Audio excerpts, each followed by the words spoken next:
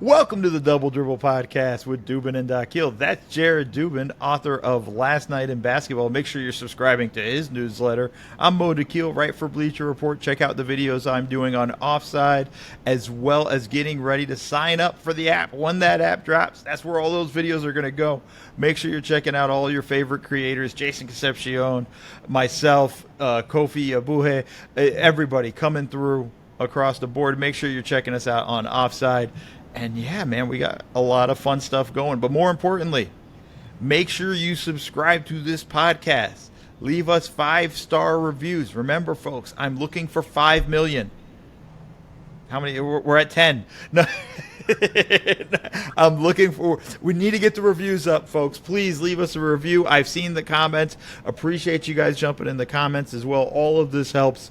Please subscribe to the podcast. We're building this up. We also have this up on YouTube if you want to see our beautiful faces. Jared's got a nice little Miami Hurricanes hat. We're going to do a little bit of college football segment towards the end. He can do that. I'll do the fight on deal. But we'll do a little college football towards the end, and we're going to continue on with our divisional previews. But before we do that, I'm going to let Jared speak. Jared, how you doing? I'm doing all right, man. I think you did a good job with the intro there. YouTube.com/@DoubleDribblePod, Spotify, Apple, subscribe, resubscribe, unsubscribe, resubscribe, subscribe on all of your, parents and grandparents and brothers and sisters, aunts, uncles, boyfriends, girlfriends, whatevers. Put it on at your parents' home and your grandparents' home. Just like even as you're leaving, just play and then just leave. Let it run. It's fine, guys. Yeah, we got the interim goal of 500 reviews. We're about a third, or somewhere between a third and a quarter of the way there, I believe, or a third and a half of the way there, if I'm counting correctly, which it's entirely possible that I am not, of course.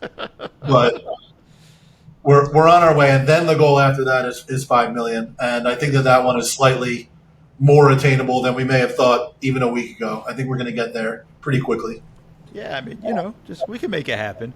Jared, we're on to the division previews. Listen, training camps have started already. Like, we're beginning to get that stuff. I already got a tweet from the Brooklyn Nets of practice tomorrow. So we're back. That's it. Training camp's here. We have media days and stuff. We'll cover that stuff as we get going. The bulk of media days will start next week. A lot of these are teams that are traveling overseas.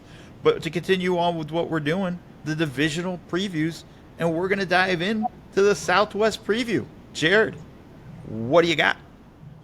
We are going to start, because it's newsy, with the Houston Rockets and their significant moves this offseason. They re-signed Steven Adams, Fred VanVleet, Jayshawn Tate, and Jeff Green. Traded Jalen Green, Dylan Brooks, and the number 10 overall pick for Kevin Durant. Signed Dorian Finney-Smith, Clint Capella, and Josh Okogie. Extended Jabari Smith Jr. And then over the last few days, tragically, lost Fred VanVleet to a torn ACL. Their over-under is 52.5 wins. Mo, before we get into what we're excited about for this team or looking forward to for this team this season, I feel like we have to just start with the Fred VanVleet injury. No, we have to go deep into it. I think it almost changes their entire complexion of the season, to be honest with you. I think is the way I kind of look at it. Before the Fred VanVleet injury, we're talking about this team as being one of the top 3 in the West. Can they take on OKC? What's the situation with where we're at? And now it's like, okay, we're in a situation. They're very thin in the backcourt. When you look at their backcourt situation, it was Fred VanVleet, it was Reed Shepherd, Aaron Holiday, and obviously Amen Thompson was going to play some point guard for them, of course, through the course of the season. But now with VanVleet out, that's very, very, inexperienced. I guess the most years of experience is Aaron Holiday, and I don't even know how much that is. I mean, he freaking went to a stupid school, so I don't know how much that matters. But, I'm very kind of curious what they're going to do. I think they're going to start with Thompson starting at point guard. But it's like, is he ready to be the point guard? That's where I'm very kind of concerned about with this team. Yeah, it's brutal. It takes them from an inner circle contender to, on the fringe of, can you actually make some noise in the Western Conference without VanVleet? between the shooting and the point of attack defense and the ability to actually dribble the ball, like they are very thin at the point guard spot. Holiday, like you said, has the most experience, but he's like a bit player off the bench that you use for like 5 minutes to come in and pressure the ball in the backcourt. He's not somebody that you want to have out there for significant lengths of time or even really running your offense when he's out there. He's more of like a caretaker point guard in the style of like, when like Mario Chalmers or Norris Cole were the point guards on those LeBron and Wade Heat teams. That's kind of what he's like at this point in his career. He's not really someone that you're going to play significant minutes anyway. Reed Shepherd suddenly becomes like one of the most important players in the league. Like if he's good, all of a sudden the Rockets, you're thinking about them a little bit differently than you are today. If he's not ready yet, it's a significant problem because all of a sudden you're talking about Amen Thompson having to be essentially a full-time point guard in addition to all the responsibilities that he's going to carry defensively and all the other stuff that he can do offensively. Get them out on the break, set screens, grab offensive rebounds. Like if he's on the ball all the time, that takes away a lot of what he's good at elsewhere offensively with the offensive rebounding and the cutting and things like that, being able to set screens, use them in different ways. If he's always, the point guard in their sets, that takes away from a lot of what he does. And it's really difficult for a guy who has point guard skills but isn't a natural point guard to be asked to do that all the time. Yeah, and, I think the thing that's really challenging beyond that, like I think some people have looked around going like, look, they have Kevin Durant, he can be a ball handler. They can run offense through Alperen Şengün. I said, yeah, but now you're taxing these guys to be more than what they were supposed to be for you this season, right? And I think the important thing that you brought up, is the shooting aspect is huge, right? That's another shooter off the court. It's like, let's just kind of play it out, like project their starting lineup now. We know it's Thompson, KD, and Şengün right off the bat with those three. It's probably Dorian Finney-Smith, right, at the, as the other one. The fifth spot, who am I forgetting would be the fifth spot? Like, I would think it's either going to be Jabari Smith or Tari Eason. Like two of the three of Jabari, Eason, and Dorian Finney-Smith, you would think, unless they're going to start Shepherd to get the shooting out there, but that kind of goes against the defensive ethos of the team because he's someone that you can probably hunt at times, especially in starting lineups. Just because, like, I know he had really good steal numbers when he was in college, and he contends, he fights, but he's small and he's slight. He's going to be a target for teams if you put him out there. Yeah, and I think you put yourself in a really bad situation where, like, listen, nobody really respects Tari Eason's shooting. Nobody's going to respect Amen Thompson's shooting. Nobody's going to respect they'll respect Dorian Finney-Smith, but it's not going to be the most urgent closeout that you're going to see. And they'll let Şengün shoot. Like, you want to take a three, go ahead, instead of, throwing all your passes all over the court. The floor just shrinks so quickly on them now without Fred VanVleet. And I don't think Reed's going to start, unless he really blows them away in training camp. Because I think you're right. It's a defensive liability. It puts them in a bad position. And now, again, everybody else has got to cover for him because he's going to be the target. I think it really puts them in an incredibly bad situation. It's pretty sad, but it's also kind of interesting to me because I was sort of replaying their offseason. And it does feel like now when I look at it, they overindulged on wings and centers. Forget, they went and signed Clint Capella to be their third center on the roster. And it's like, okay, but now you don't actually have a backup point guard, right? Like not even like a Tyus Jones type, and maybe Reed Shepherd's that guy. Like I'm going with what's proven. I'm not going to go with the dude who's only played 652 minutes last season. Like I'm going with at least like there's he played that much. I didn't even realize that he played that often. It's around that. If I'm wrong, I'm going to blame John Hollinger because I stole it from his article. So if it's not right, it's John's fault. If it is right, no, you're right. Nailed it. 654 minutes. 54 minutes. So sorry, I cut him short 2 minutes. But like, I'm not going to trust him in that point. And I would have. It kind of just feels interesting to me that it's like now, like, oh wow, maybe you should have invested in a backup point guard. Now you're not in a situation they can get the the disability player exemption, but they're going to have to waive somebody because they're over the roster limit, and all the contracts they have are guaranteed contracts. Like you're in a bad spot in that way. So maybe it's like, do we make a big trade? But like, Who's out there? They On the market? also they use the mid-level exception on Dorian Finney-Smith, so they're hard capped at the They're first hard eight. capped. Yeah. Yeah, So you're in a tough spot in terms of improving. Like I understand. Don't get me wrong. I was applauding the moves. I was sitting there like, yeah, that's a great move, all that stuff. And yeah. then We both loved their entire offseason. yeah, there wasn't but now you look at it kind of. Now I look back going like, oh, maybe you didn't need Clint Capella as much, and could have looked at a backup point guard. Like there's just a little bit of like, yeah, hindsight's 2020, but it's like, damn, we could have all bet at some point Fred VanVleet was going to miss some time. Yeah, I mean, there's a difference between some time and the entire season, though. Yeah. And I feel like they were probably comfortable. Like, okay, Reed Shepherd has to start for 7 or 8 games. Reed Shepherd has to start for the entire season is an entirely different story. Or, we can start, a super big lineup with a men at the point for 7 or 8 games if we don't feel Reed Shepherd is going to start. But having to do that for the entire season is a different story.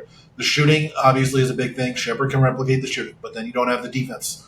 You don't even know necessarily where you're getting just the ball handling and getting you into your offense from.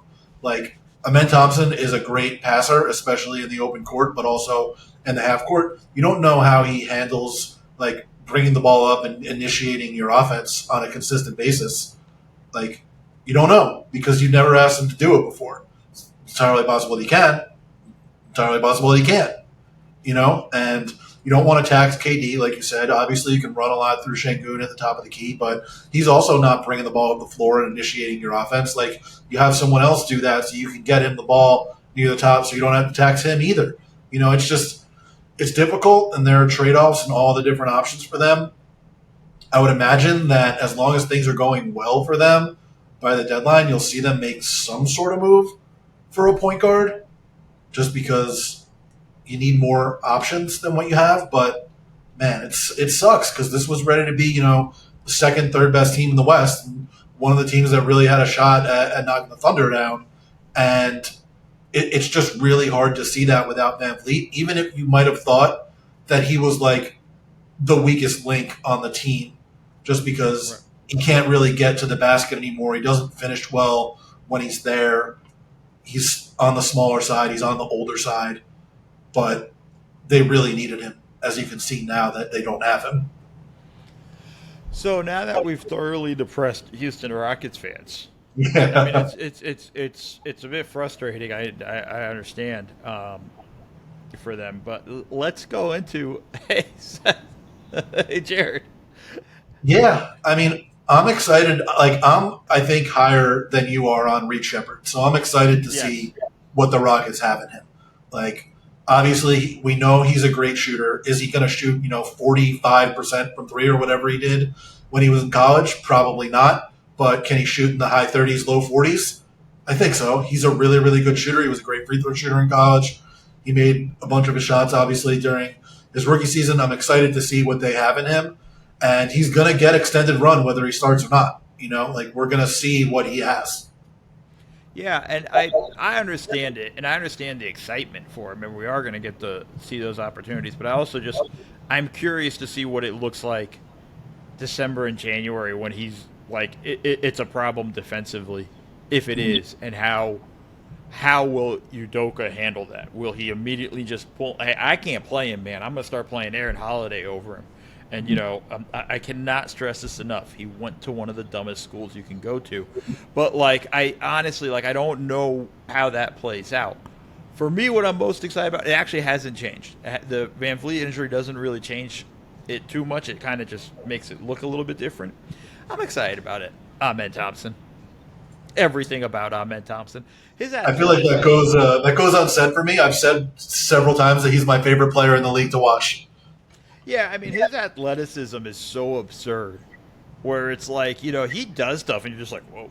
It's just like, and it's a very smooth in a way where it's like, it kind of just comes out of nowhere. You're just like, oh, damn, he dunked that. And it's like all over some dude, and it's nasty, and things like that. But what I love is also his defensive intensity. This also goes for his brother.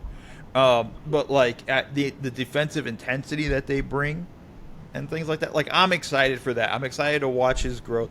By the way, we're not knocking his point guard skills or whatnot or things like that. I just don't think he's ready to be the full-time point guard, and I don't think that's the perfect role for him in the NBA.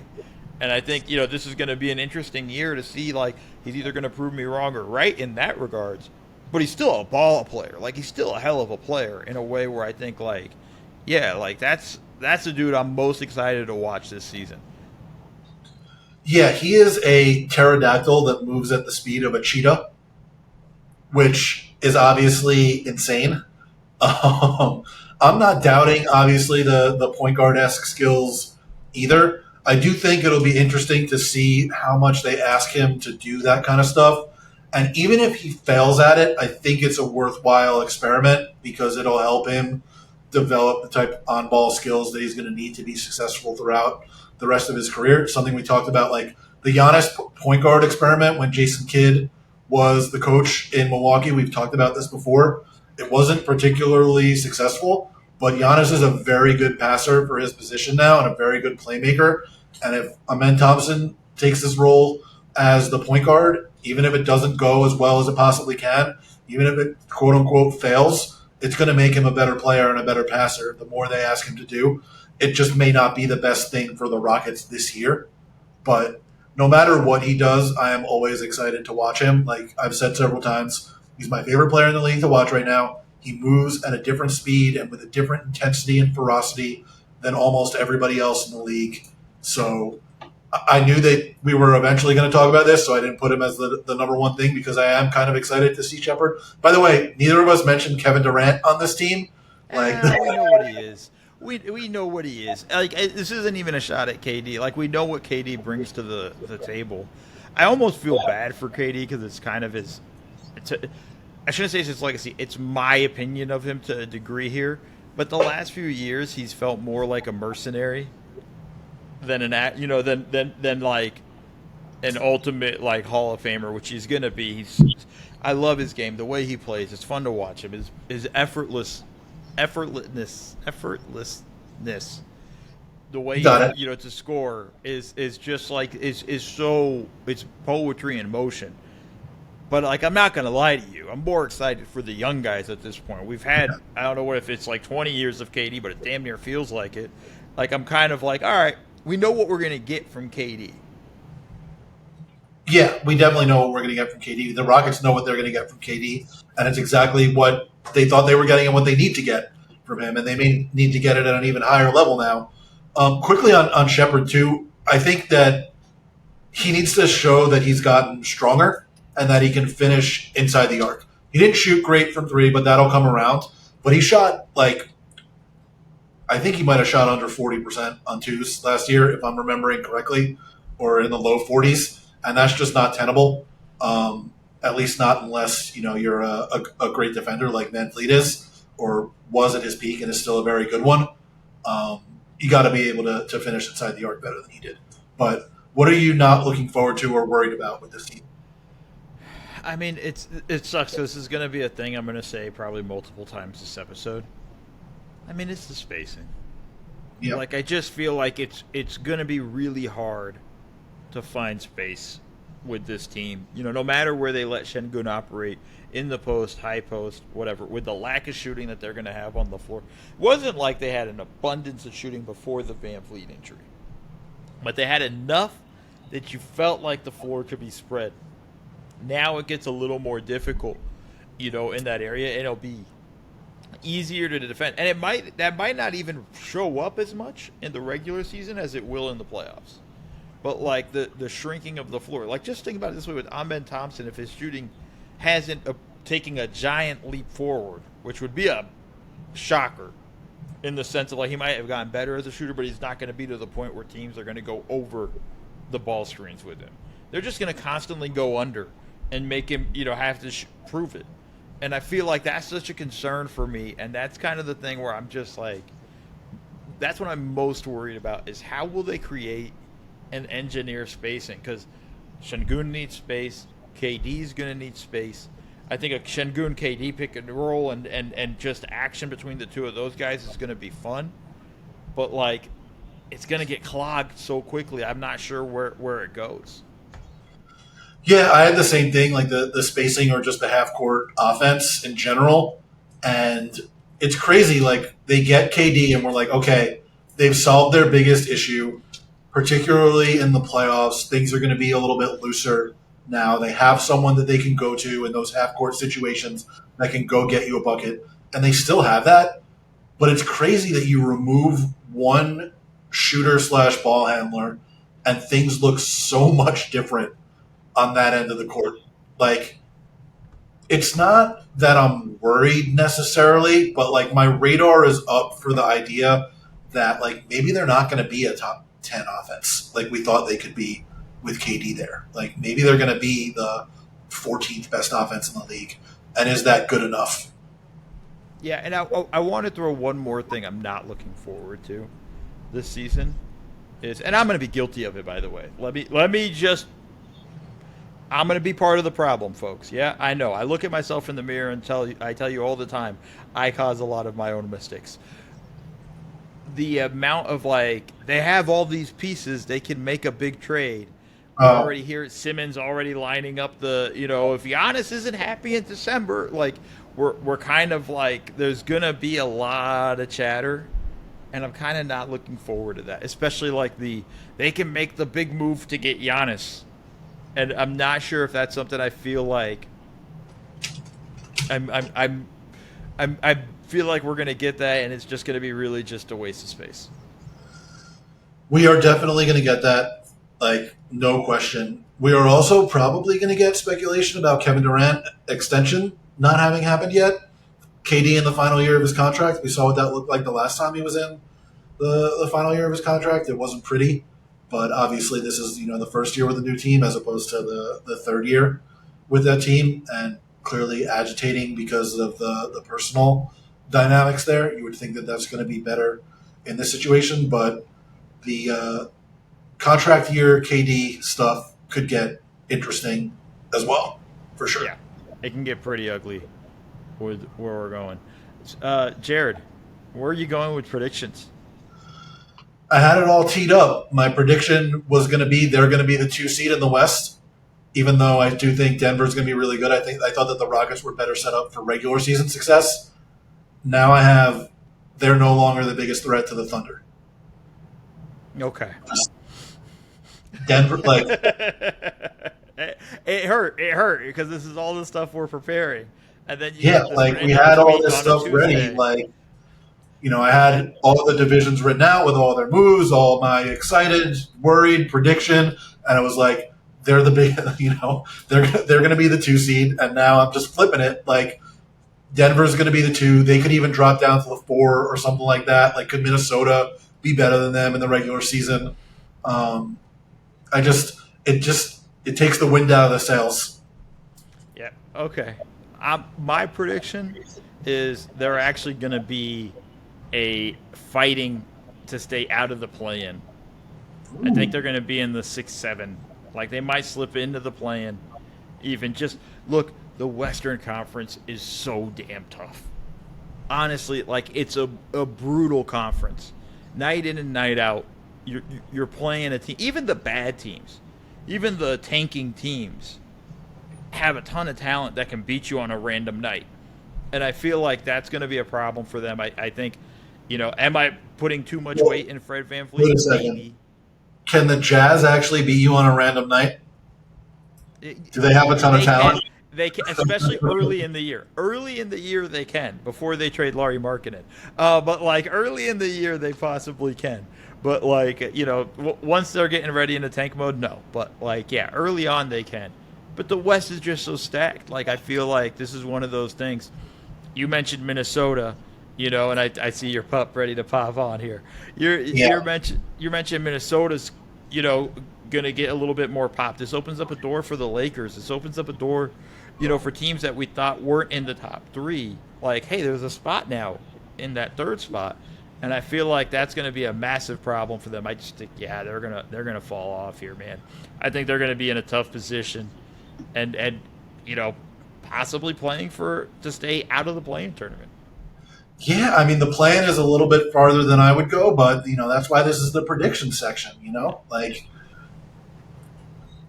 it's bold. It's bold. Yeah, that's what I'm going. That's what we do here, Jared. That's what we do here. Yeah, my prediction was Super Bowl. They're not the number one threat anymore because Denver's still there.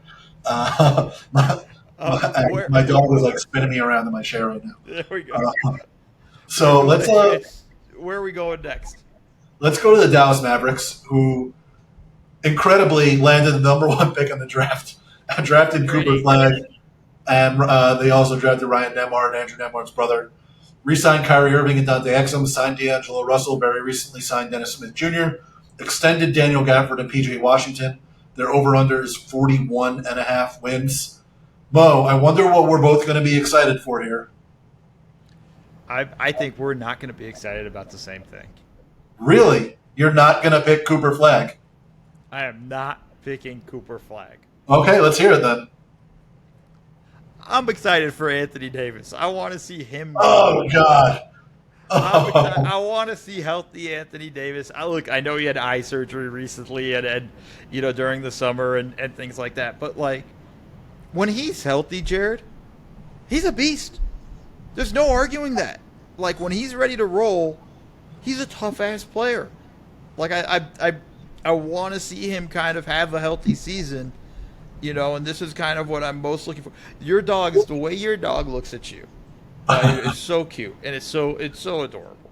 So, For those of you not watching a video, my dog looked like he was going to talk into the microphone for like a solid 30 seconds, and now he's just staring at me and trying to get my attention. But yeah, I mean, look, it'll be fun to watch Anthony Davis for the 4 weeks that he's healthy. oh, You know? be a great 4 weeks. But no, if he could stay healthy, man, like if they're gonna do anything, the way people are talking them up and all that, he's got to stay healthy.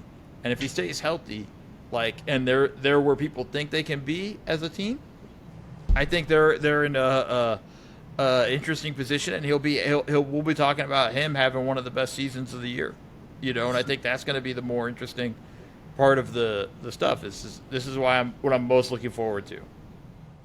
Yeah, I mean, the healthy, actualized version of Anthony Davis obviously is a monster. Like one of the, 15 or so best players in the league, a guy who can play at a top 10 level for extended stretches, obviously a terror defensively, impossible to stop around the basket. Does the jumper ever come back like it did in the bubble? Is he actually best playing at the 4 when that's what he likes, even though he's been best, for the most part at the 5 throughout his career? The Mavericks aren't really set up to play him at the 5 because they have both Gafford and Derek Lively, but they also have PJ Washington. So, so that'll be interesting. And they have Cooper Flag. Like, how are they playing all of these guys? I don't really understand how that's going to happen. But yeah, for the time that AD's healthy, it's going to be really fun to watch him. But I mean, Cooper Flag, like that's the number one thing for me. Such a versatile player, already a guy who I think is good. Like most rookies are bad.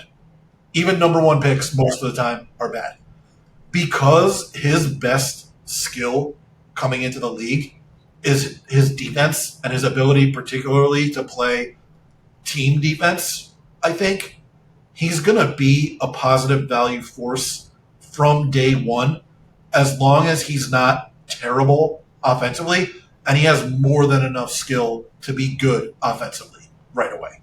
Like, he's just the type of player that you can drop onto a team and have him make sense from day one, and I am very excited to watch that. Yeah, I mean, look, there's a reason why he's the number one pick. Like, don't get me. By the way, me picking, the Anthony Davis doesn't mean I'm not excited for Cooper Flag. No, we want to, have some variety here. But I think the ultimate thing is just like I think with Cooper, like the stuff I really want to see is like, is his ball handling going to be good enough to play point guard? Because that's really, you've already mentioned it earlier when we were talking about Ahmed Thompson, but Jason Kidd's going to play him as point guard. And I don't know if that's his position at the NBA level. And sure, okay, he gets reps and maybe he gets better, but like that's something I'm worried about. Yeah, I think we do know that's not his position at the NBA level. Like, does Jason Kidd know that? I don't think he does, or he wants to let him do the trial and error and find out. We talked about this after the draft. We talked about it when you went and watched him in summer league. Like, I think it's okay to let him try and fail to play point guard, especially when Kyrie Irving is out for most of the season. Like, I think it's okay to let him do that, and I think it'll help him for the rest of his career to have these on-ball reps this season. But it's not going to be a good thing for the Mavs. They're going to have turnover issues. They're going to have issues getting into their offense. Like, those are things that every single rookie, for the most part, struggles with.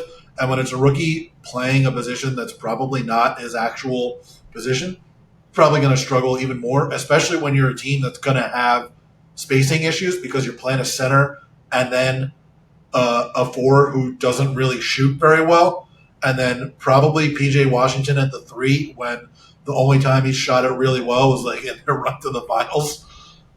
So it's going to be tough. What are you least excited about? Oh, I mean, this is like the easiest one of any team in the entire run that we're going to do. The D'Angelo Russell experience is just what I am least excited about.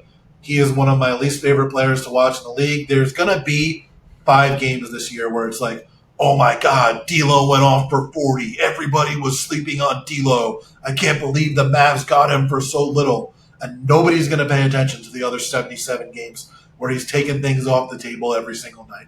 And it's going to be so annoying. Yeah, it's going to be that's the same as for me. You can't field a good team if you have D'Lo. Like, I'm sorry, it's just, and maybe I'm being mean, but it's like, he's just one of those things where it's like, okay, he's going to be your primary ball handler. He's your number one, point guard. And this is probably part of the reason why Jason Kidd's like, yo, we got to make Cooper Flag a point guard. But it's like, it's just, you can't win with him. He's just not a winning player. And I'm sorry. Like, I listen, when he got drafted by the Lakers, I was all in. Let's go. Let's see what the Lakers have in him. It hasn't panned out that way. He's just not been that guy. And it's just so difficult. I'm sure he's a wonderful dude. I hear he's a great teammate. But I just don't see a way where it's like you can feel excited for the Mavs when you look at that's their point guard. I don't think Nick Young thinks he's a great teammate. If you know, you know.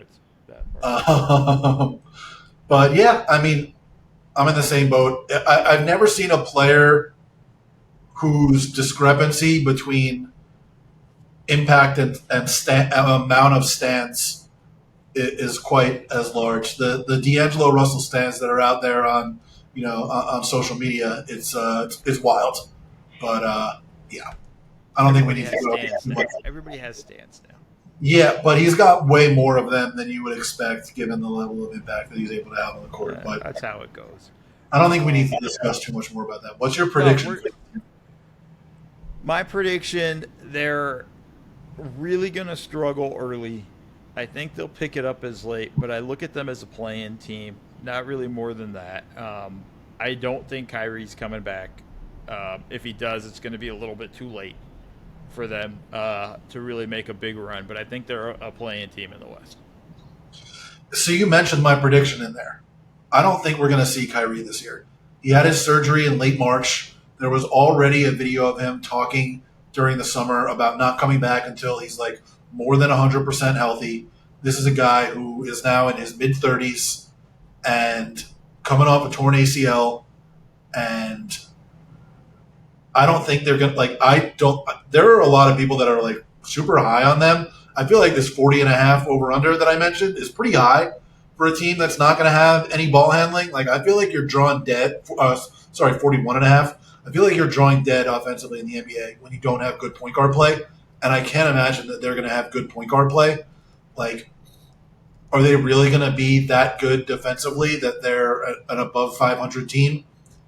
I don't really see it. So I don't think we see Kyrie this year is my prediction. Yeah, I'm with you. Even though I'm excited for AD and what he can do, I do know the reality of Anthony Davis. Yeah, like let's say Anthony Davis misses 25 games in the first half of the year, like happens pretty often. They're going to be looking down the barrel of like a 30-something win season, and are you really bringing Kyrie back for that? And I'll throw in one more prediction, a bonus prediction for everybody, and this one's a bit wild. They will either be trading Gafford or Lively. Ooh. And so well, they just extended Gafford I think he's still trade eligible though with the extension that he's. I think he is, but Yeah, I'm pretty sure both him and Washington are still trade eligible, if I'm remembering correctly. I think you touched on it a little bit, where it's like, AD's really a center and not a four, and I think they're going to kind of see that during the course of the season, and I think at that point they're going to get some sort. There's going to be a team that needs a center that's going to offer them something for those guys. But you know what though? Can you really trade them? Like defense wins championships, so can you actually trade one of those? Yeah, you can't preach defense wins championships when D'Angelo Russell's on your team. Let's move on to the next one. Like, you just move on.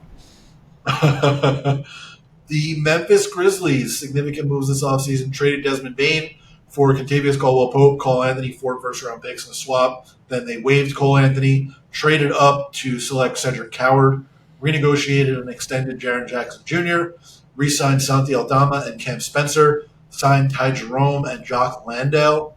Their over-under is 40.5 wins. What are you excited for about the Memphis Grizzlies this year? I'm most excited about is Triple J. I want to see it now. Like, you got your extension, all that stuff. Bane's gone. You're the clear number 2. There's no questions or anything like that. You need to go be that guy.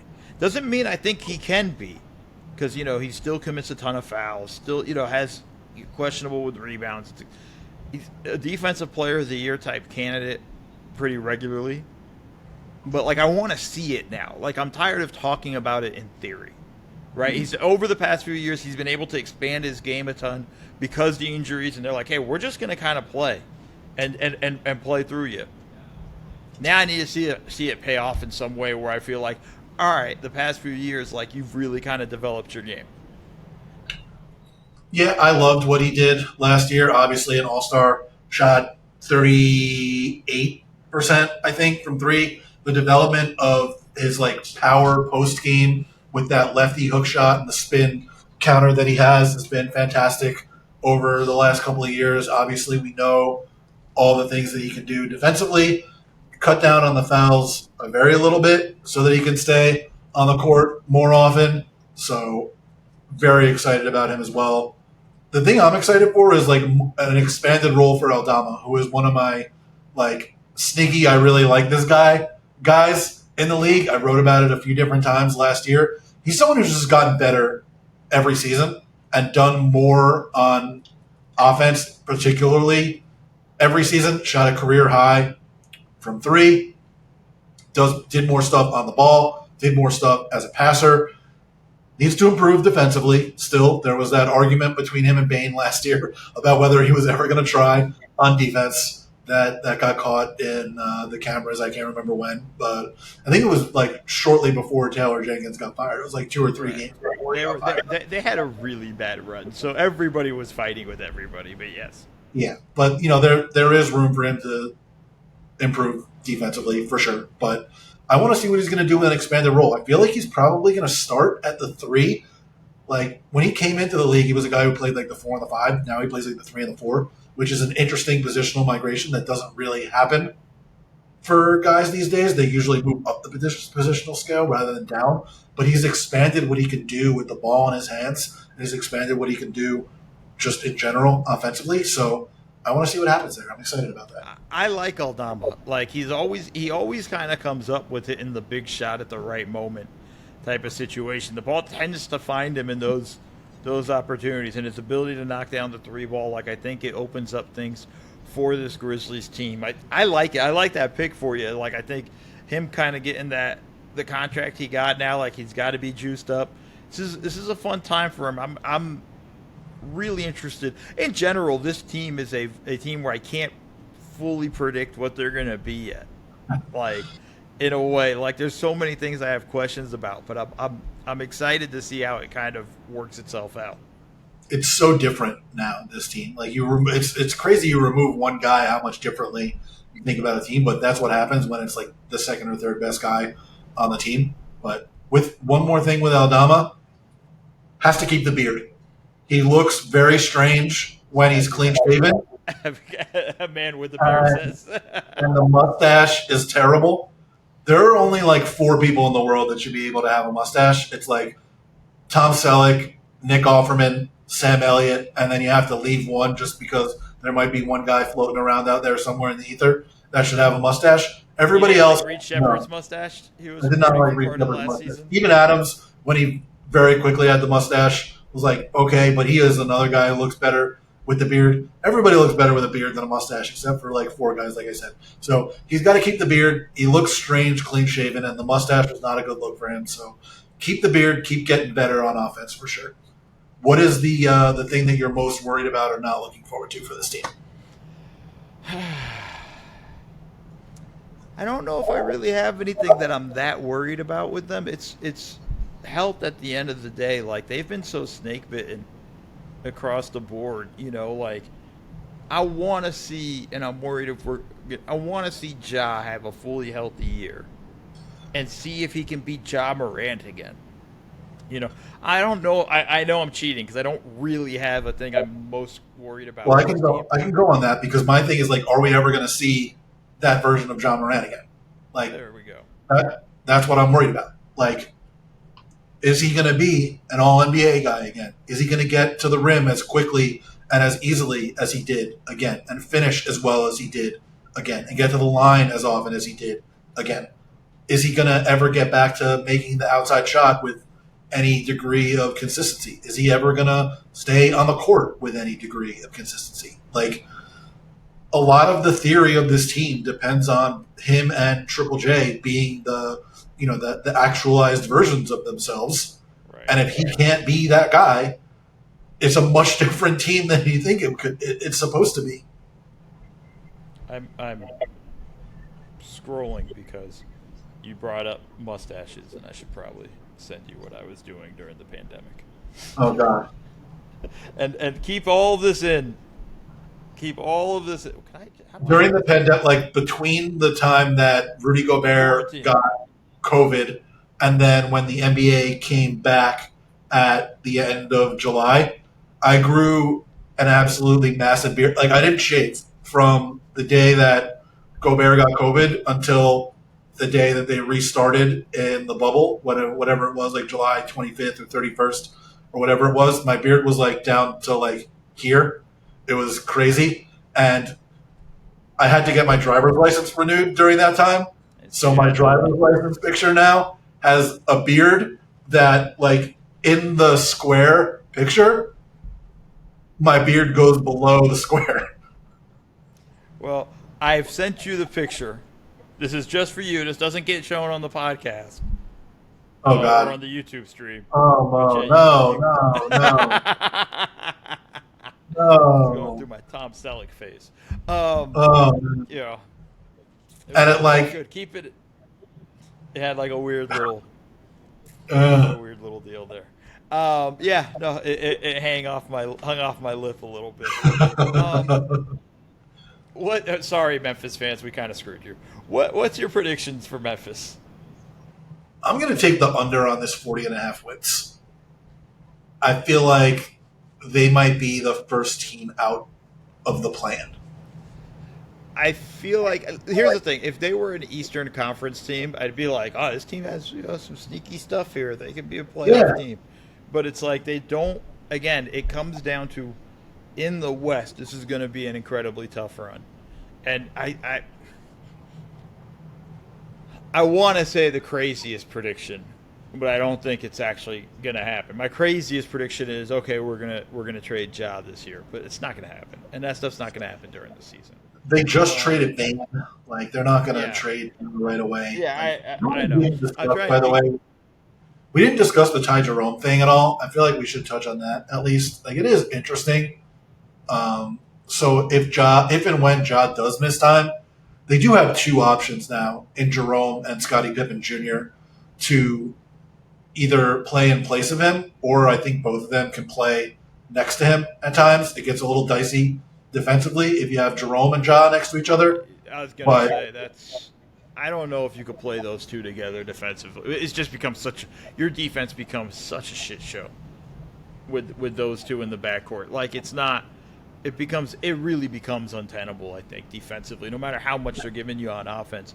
And I'm not gonna lie to you, and maybe it's unfair, but like after the run he had in the playoffs, I'm kind of not that interested in Ty Jerome. Like I wonder in terms of like, okay, was that just sort of a great run with Cleveland in the regular season? I think he kind of got exposed a bit in the playoffs, and I think that really that hurt obviously the Cavs in that series. So it hurt his wallet too. Like he got way less money than he was probably going to get. You know what he got? He got exactly what he should get. Like the number he got was the appropriate number. He was going to get a massive number that he was probably not going to be able to live up to. But I think for me, my prediction, I'm going to steal your prediction. I think they're going to be just out of the play-in tournament. I just don't know if they have. Again, the West is so good. I don't know if they have enough with that. And I like the guy. You know, I like Scottie Pippen Jr. I thought he's really nice for what they've done. You know, we always get excited with the G.G. Jacksons and stuff like that. They tend to find these guys in the front office. But, like, I don't know if that amounts to you being a playoff team. Yeah, I don't necessarily see it either. You know, they still got G.G. Jackson, like you said. They still got Jalen Wells, another guy they found in the second round. Who knows what Coward's going to turn into. But, yeah, I mean, the West is so tough. Ja's going to miss time. Jaren's going to miss time. And now you don't have Bane to pick up the slack without them. Like, it's tough to see a lot of success. But I think they knew they were going to take a step back this year. Like when they traded Bane, they were like, we're going to take a little bit of a step back and sort of retool and figure out how we're going to move forward after that. I feel like they know that that's the case. Yeah, and if the kid, the Coward kid, kind of steps into the Bane role, like that's going to that will accelerate the process for them, and then it comes at a cheaper price. Because also part of the whole deal was the financial aspect of it, and them knowing the Morant, Bane, and Jaren Jackson run wasn't going to be fruitful enough. So if Coward can do it and then do at least 75% of what Bane does, like that's a massive win for them coming out of right off his kid's rookie year. One more thing on them is that Zach Edey's got the injury that he's coming off and the surgery that he's coming off. So that could obviously affect them coming into the year too. So yeah. All right. Now we get to the team of the offseason, the New Orleans Pelicans, who made I'm not sure how to describe this trade, but they drafted Jeremiah Fears, then they traded the number 23 pick, and what their own general manager admitted yesterday is probably going to be a lottery pick because he doesn't necessarily expect his team to make the playoffs, to move up to the number 13 pick where they took Derek Queen. They traded C.J. McCollum, Kelly Olynyk, and a second for Jordan Poole, Sadiq Bey, and the rights to Micah Peavy. They signed Kevon Looney for some reason. They extended Herb Jones. They guaranteed Zion Williamson's salary, and then they put Zion on Ozempic. Their over-under is 30.5 wins. What are you excited about for the Pelicans this year, Mo? Well, you hit the Ozempic line, but I'm excited for Skinny Zion. I know maybe I'm falling for the trap, and it's not going to really amount to much. But, like, you know, for years we've been talking about Zion needs to kind of lose weight and this and that. And, like, this is part of the reason why he's injured all the time. You know, whatever it was that got him there, Jared, whether it was Ozempic or him finally sticking to and hiring a personal chef and actually eating healthy meals or a combination of those things and all that stuff. Because when he's on the floor, he's exciting. He's a ton of fun to watch in the way he explodes and things like that. I am a little bit concerned we might lose some of that explosiveness with him being a little bit skinny or some of that ferocity that we get with him. But, like, I'm excited for Skinny Zion. And part of the reason why I'm excited for Skinny Zion, I'm not excited for much else on this team. I'm definitely not excited for much else. Skinny Zion, I'll believe he can stay on the court when I see it. 24 games, 61 games, 0 games, 29 games, 70 games, 30 games. He's played 214 games in 6 years. That's less than 37 games a year. Like, I'll believe it when I see it. What I am most excited for, and I'm sorry to Pelicans fans for this, I am excited to track where that draft pick is going to fall this year. Like, I want to see if they end up giving a better pick than the 13th overall pick after trading 23 and this pick for 13. And there is like a very, very strong chance that that happens. Basically, the only way it doesn't happen is if both them and the Bucks make the playoffs, then it can't happen. Or if one of them loses in the play-in, and then doesn't move up in the lottery. Right. That's basically the only way they're not giving up a better pick than the one they They're acquired. giving up a better pick. They're so screwed with where they're at. Like, we don't even have to really. I feel bad for Derek Queen, by the way. Like, it's not his fault that they did this, you know? Like, and he's like a vaguely interesting prospect, like sort of an undersized center type, but can do some stuff with the ball in his hands. You saw him make that shot for Maryland in the tournament last year that he was sort of dribbling to his left and floated it up over the guy. Like, there is some interesting stuff there. Why they needed to trade up for another center after they got a center who looked pretty okay last year in Yves Nisi. Who knows? But again, not his fault. I wanna piggyback on that. We hold these kids sometimes like to the fire for that, right? Like, whatever. Say the disaster happens and it's the number one pick that goes to Atlanta. Forever that's going to be tied to this kid's, around this kid's neck like an albatross. And it ain't got nothing to do with him. It wasn't his decision at all. We're not going to, it's Joe Dumars. It's, what's the guy he brought with him? I'm blanking on his name. Troy Weaver. Troy Weaver. Like, it's these two morons that make that pick, make that trade to the point. I still love the Atlanta Hawks constantly calling. So you sure it's unprotected? Like, you sure? Like, we're getting that. We're getting that. Like just that part of the story is hilarious. But I feel like that's just such an unfair position to put the kid in. Like, I'm with you. I'm glad you brought it up. Like, that's such an impossible thing for him. Yeah, it's on Joey Two Phones and it's not on Derek Queen, you know? And we need to hold him to that. We need to hold them to that. Yeah, absolutely. And look, he comes out yesterday and he says that he's not necessarily expecting to make the playoffs and he wouldn't put those expectations on the team. I think it's important to remember he essentially got this job uncontested. There was no real interview process. They just said, we're hiring Joe Dumars. And now all of this stuff is what's been taking place. So, yeah. Anyway, what are you least excited for, worried about, etc. for this team? I'm least excited about Jordan Poole. And that's probably because he's just not one of my favorite basketball. He's just not. He's one of my least favorite ones to watch. I get it. He had a good year in Washington. I know a lot of people didn't watch the Wizards last year. He actually had a pretty good year for the Wizards. I just don't, like, okay. Like, I'm sorry. Like, I don't have anything more deep to say with that.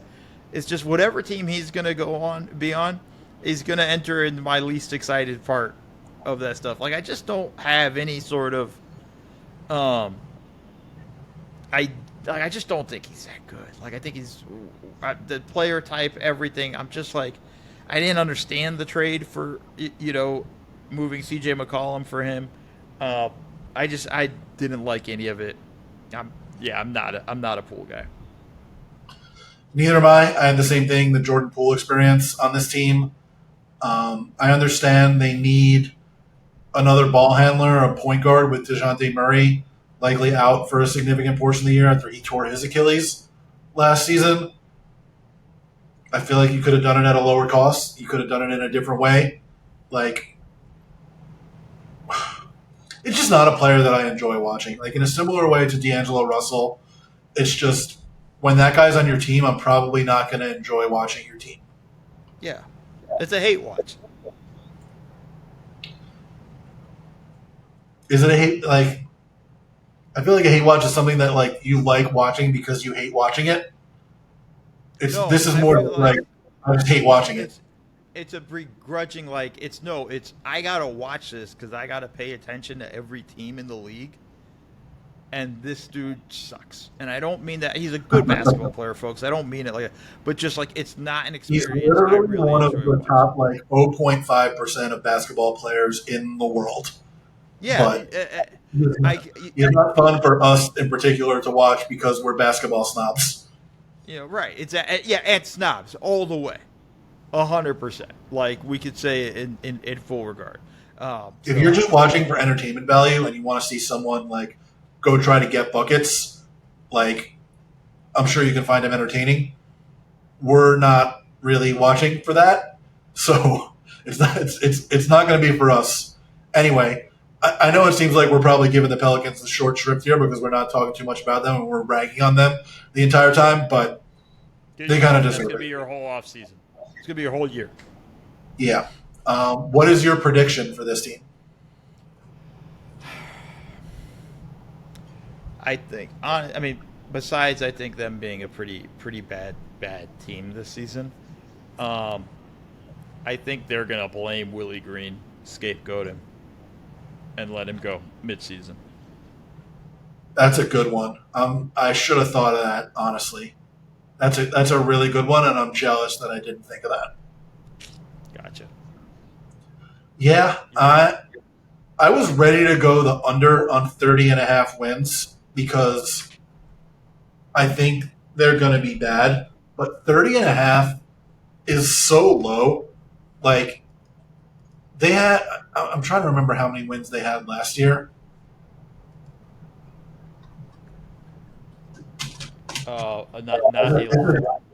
This is good radio here, folks. They had 21 wins last year. Can they improve by, here's the thing. If they improve by 10 wins, they go over, they're still finishing 15 games outside the play-in. Right. That's the crazy part. I'm going to take the over on 30.5 and the over on 10 games outside of the playoffs. Wow. Okay. That's pretty wild. So I'm going right in the middle there where they go 32-50, but they're 14 games out. Yeah. I see where you're at with that. Okay. Now, let's just move on. This is a sad situation in New Orleans. We're sorry, folks. You got great food, at least. Yeah. Oh, great food, great experience. I love going down there. One of my favorite cities in the country. Yeah. San Antonio Spurs. Significant moves this offseason. Drafted Dylan Harper and Carter Bryant. Traded Blake Wesley and Malachi Branham for Kelly Olynyk. Extended De'Aaron Fox at his maximum. Over-under is 45.5 wins. Mo, what are you most excited about for the San Antonio Spurs? I'm excited for a full year of De'Aaron Fox and Victor Wembanyama pick and rolls. That's I'm surprised I have the exact same thing. Yeah, that's the thing that I want to see what that looks like. I want to see how that works. That's what I'm most excited about. That's what I'm most interested in. I think if that pairing works, everything else falls into place for this team. I think that's the way I look at it. If that doesn't really come together, there's not a lot of cohesion and not a lot of chemistry between the two of them, then we're going to start to run into a few issues, and the rest of the flaws on the roster will show itself. But I think if that pairing works, and I think it will, I think everything else falls into line for them. Do you know how many pick and rolls they ran together last year? Oh, it's a tiny one. It's 42. They only played 5 games together. It's I don't even know if it's 40. It's 46. Okay. They were not particularly fruitful, but the sample size, obviously, de minimis. It's not even worth paying attention to. So I want to see that for a full year. I feel like Wembanyama, he's obviously another level of talent from Domantas Sabonis to begin with, but he is just such a better fit for Fox than Sabonis was because Sabonis really needs to have the ball in his hands to be at his best and is more of the dribble handoff stuff than the pick and roll stuff. He's going to short roll to the nail rather than going all the way to the rim or popping out. Wembanyama is going to do more of the hard roll stuff, and he's going to do more of the full-on pop stuff. He still can do the roll to the nail stuff and get himself, his switches and isolations from there, but the combination of going all the way to the rim and popping all the way out to well beyond the three-point line is just such a better fit for Fox, and running more pick and rolls is such a better fit for Fox than is running all of the dribble handoffs that he had to do with Sabonis. So I'm I'm so excited for what those two guys are going to do. Yeah, it's just let's go. I want to be able to just spam the hell out of that. If you're Mitch Johnson, just spam it constantly. So speaking of Mitch Johnson, by the way, like I don't know that I'm excited for it, but I'm interested in what this team looks like, coached by someone other than Greg Popovich for a full season. I thought he did a good job in a very difficult position of like you walk into look he was this all start Pop was supposed to coach the game here in LA in November. Like I was gonna go to the game, and then all of a sudden Pop wasn't at the time was just hey Pop's not feeling well, he's not gonna play. But like he kind of just got thrown into this in a way, and I think all the years we spent all the time, and we being the royal we, spent predicting who would be the Pop successor. No one had Mitch on their card. No one did, and I think that's kind of the tough situation you kind of get thrown into. Yeah, I mean, well, all of the other potential successors that people talked about wound up going elsewhere. Ime Udoka went elsewhere. Will Hardy went elsewhere. Becky Hammond went to the WNBA. So. But, yeah, I mean, he did an admirable job thrown into an absolutely horrible situation, like they said, and then into an even more horrible situation when they lost their best player, like close to midway through the year. Hopefully, obviously, Wemby, the blood clots that he had, he comes back and is able to just fully play for the entire season. But, yeah, and I didn't realize that Mitch coached 77 games last year. I didn't realize how early in the season it was. No, it was like early November. It was – I remember it clearly.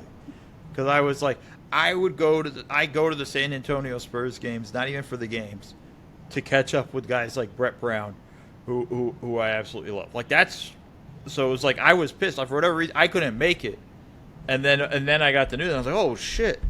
So yeah. What are you worried about or not looking forward to with this team? Very similar to the Rockets, the lack of shooting. That's going to be the exact same thing again. Yeah, it's just there's no way to look, and that's why that pick and roll is so important. Because I think if Fox gets downhill a lot off those pick and rolls, it opens up opportunities, and then that's where the offense can kind of create and opens up stuff for other guys and things like that. But that's the thing that I'm most worried about with the team is the lack of shooting. How much has Castle improved as a shooter? Again, year to year, I don't think we're going to see a massive jump from his rookie year to the sophomore year.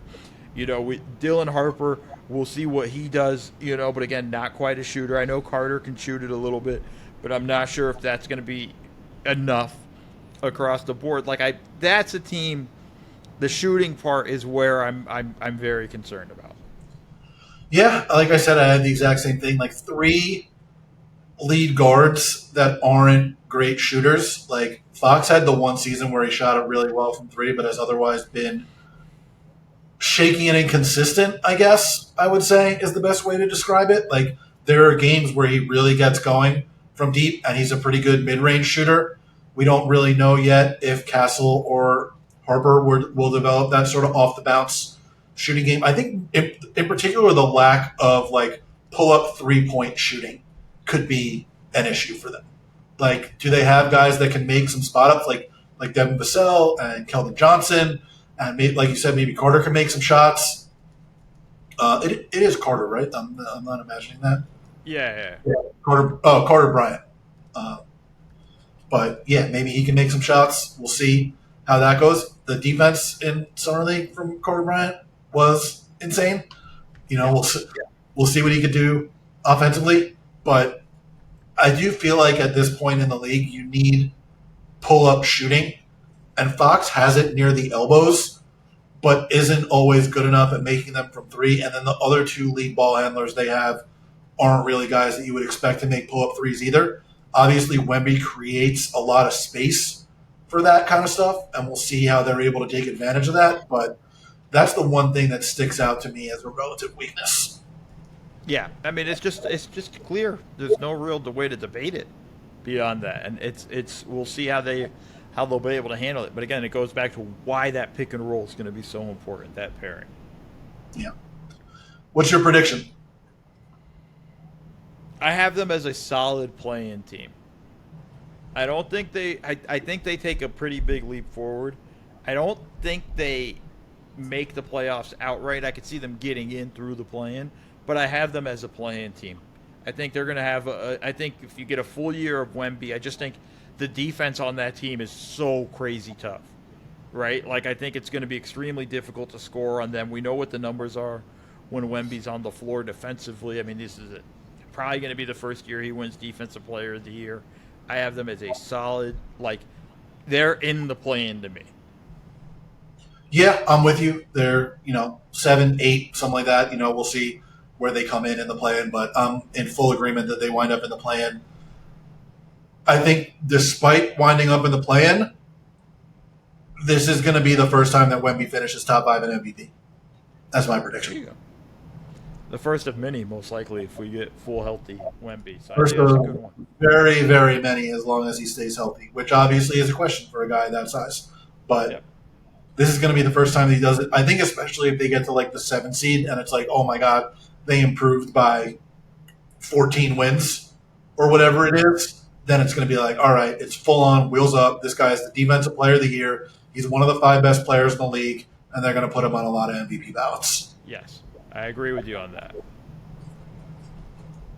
Yeah, that's all we got for the Southwest Division. Do you want to talk a little bit about the Hurricanes and the Trojans? Yeah, let's do it, but let's be quick. We've gone a little bit long. Miami beat Florida. So we are now 2-0 in the state of Florida matchups. We are 4-0. We're up to number 2 in the country. We're off this week and then play Florida State next week. It was absolutely wild to win a game where the offense didn't look very good, because this defense last year was like as bad as the 2002 Marlboro Mustangs football team that I was on.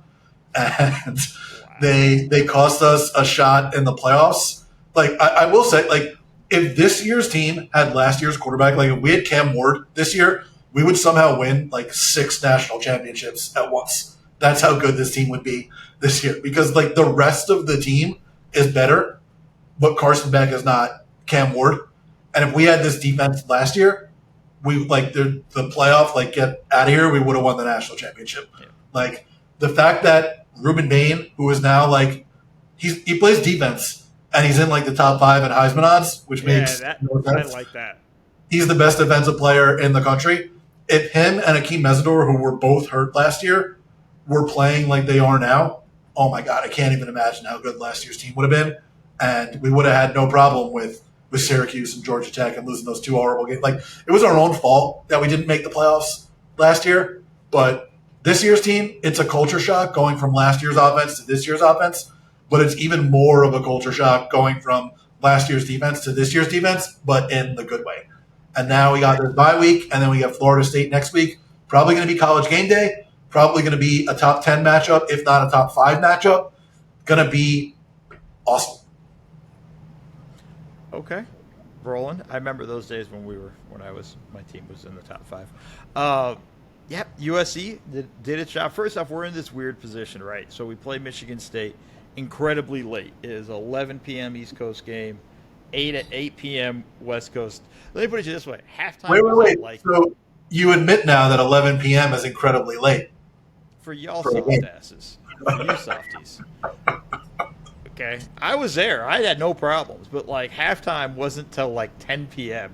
at West Coast time. But I was like, "Oof, this is a weird situation in that regard."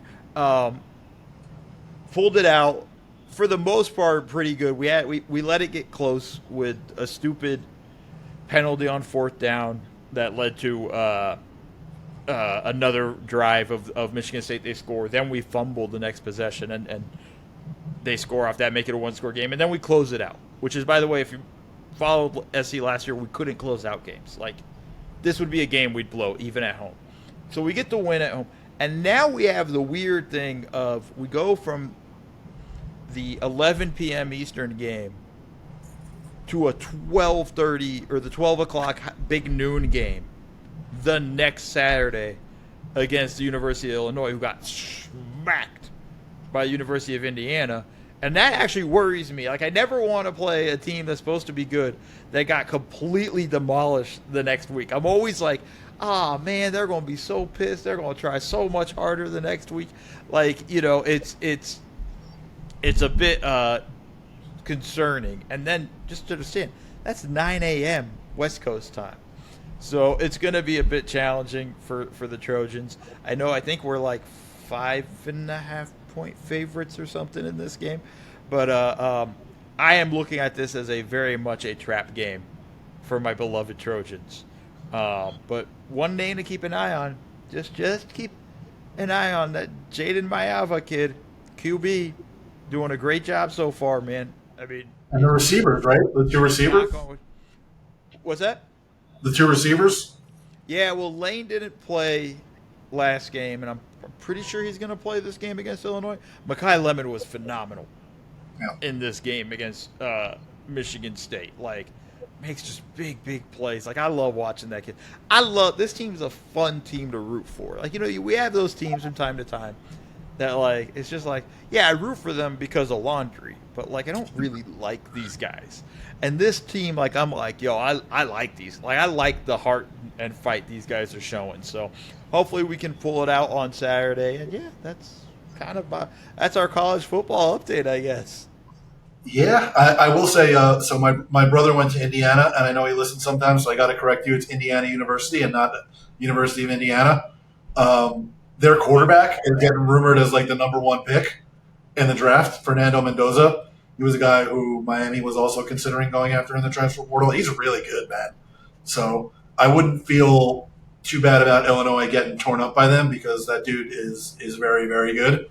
So, you know, we'll see. We'll see. They could have just at least didn't have to make it a 50-point beatdown, so that Brent Beam or whatever his I can't say his name. I don't know how to say his name either. So that the Illinois coach wouldn't be so damn pissed, because you know that just means it's hell week for everybody else on the roster, and they got to deal with it. And then it's like, and they come out even hungrier. Like, I don't need that. Yeah, so that's it for us this week. We'll be back next week with what's the last Eastern Conference division? Central Division. Central Division. Yeah. And folks, make sure you're checking out Jared's newsletter, Last Night in Basketball. Make sure you're checking out my work on Bleacher Report, the videos we're putting up on Offside. And then most importantly, make sure you're subscribing, you're liking, you're reviewing, doing all that fun stuff. You listen to the podcast, great. Now go watch us on YouTube. Do all that fun stuff, folks. That's what we need you guys to do to help us out.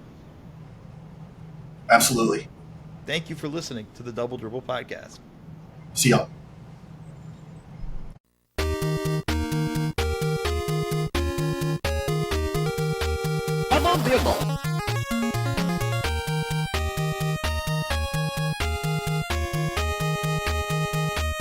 Dribble.